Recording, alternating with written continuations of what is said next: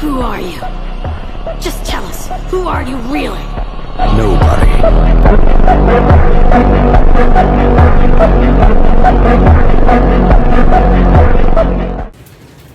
Hello, xin chào. Hôm nay mình đổ mưa đi chuyên nhà với mình quay.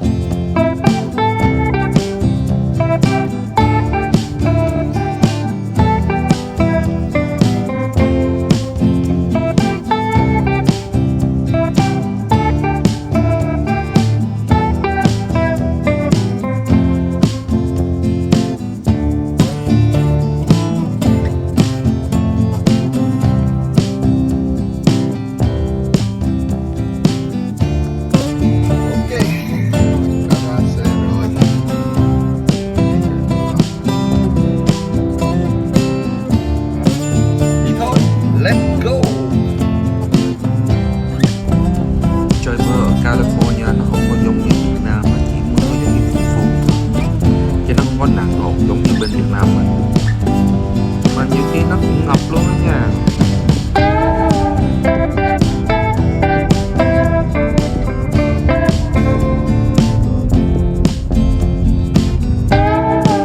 Ok, mình đã tới cái gym của mình rồi nha. Đó, mọi người thấy nó hoành tráng không? Ok.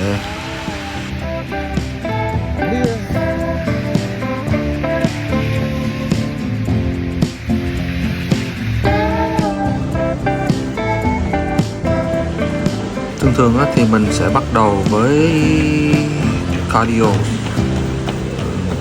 là mình sẽ đạp khoảng chừng 20 phút, rồi sau đó mình mới đi tập thể lực. Và nói cho vui vậy thôi chứ mệt lắm.